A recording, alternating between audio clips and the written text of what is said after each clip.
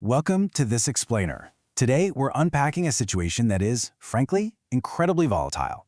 We're looking at how a fragile 38-day ceasefire practically exploded overnight into major military strikes.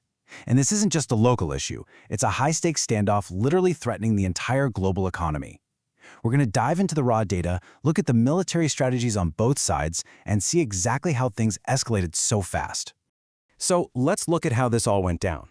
We had this 38-day ceasefire, right? But it completely unraveled in just 20 days.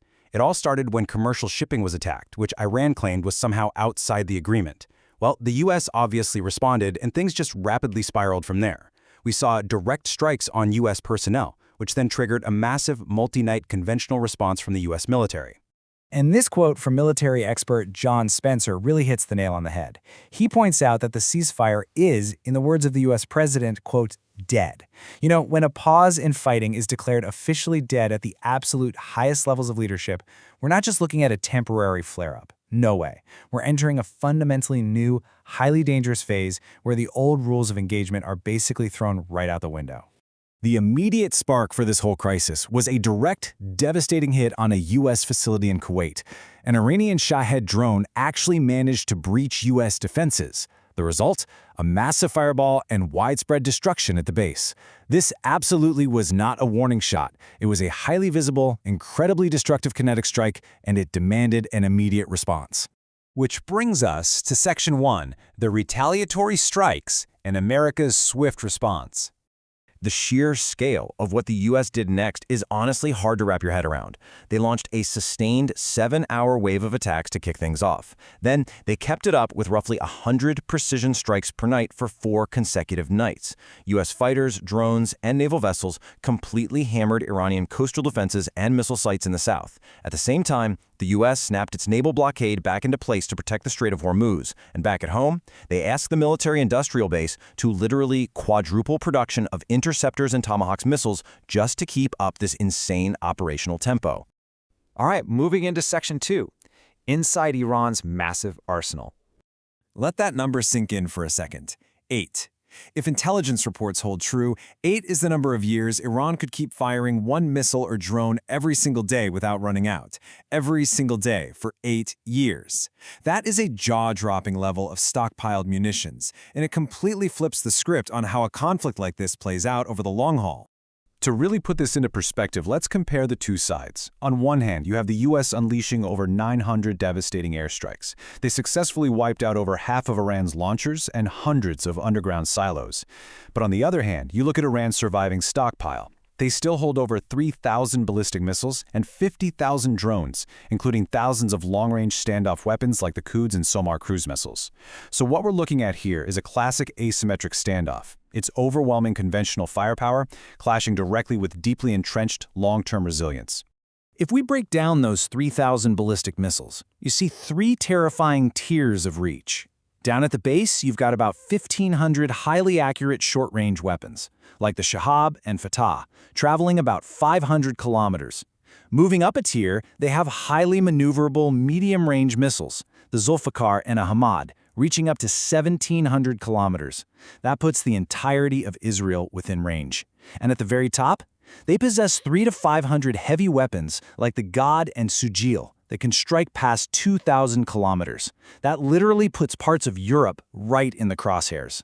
But believe it or not, the most shocking number in this whole explainer might just be this one, $20,000. In the realm of global military hardware, that's practically pocket change, right? But it is absolutely turning modern warfare on its head. That's the incredibly low estimated cost to build just one single Shahed 136 drone. And remember, Iran is sitting on a stockpile of around 30,000 of them, plus another 20,000 other drones ready to fly.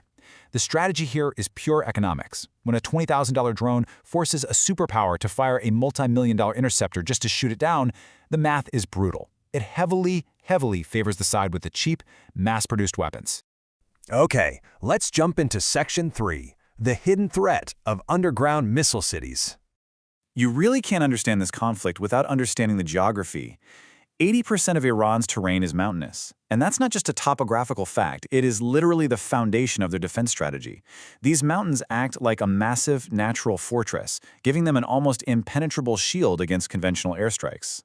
And what they've built underneath that rugged terrain is just wild. We're talking over 30 subterranean missile cities, buried a staggering 500 meters deep inside those mountain ranges. These aren't just tiny storage bunkers, they are entirely self-sufficient complexes. They have their own internal rail networks, weapons factories, research centers, and, get this, even underground hospitals. Trying to destroy these heavily reinforced hidden bases with standard conventional forces? Experts say it could literally take decades of continuous bombardment. Which leads us directly into Section 4, the global economic threat.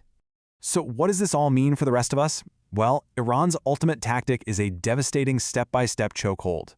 By leveraging that massive 8-year stockpile we talked about, they really only need to launch one single weapon a day to keep regional airspace totally closed. Just one launch daily paralyzes the Strait of Hormuz, effectively halts international commercial shipping, and could very easily send massive shockwaves through the supply chain, pushing the entire world into an economic recession.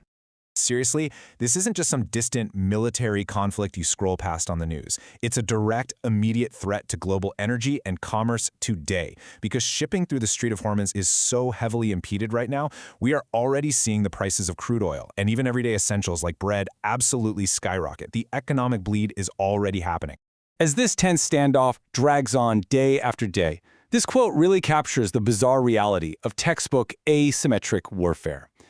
It reads, "Not every victory is about capturing territory or forcing surrenders. Sometimes victory is survival. For an entrenched force going toe-to-toe with the world's leading superpower, just keeping the missiles firing and the drones flying is a win. Merely surviving the bombardment while maintaining the ability to hold the global economy hostage is a form of victory in itself." Which leaves us with one massive, pivotal question to chew on as we watch this unmatched military might clash with unyielding mountainous resilience. In an era of asymmetric warfare, how exactly does a superpower defeat an enemy whose entire strategy is simply to outlast them? It's a puzzle that is going to define the very future of global conflict.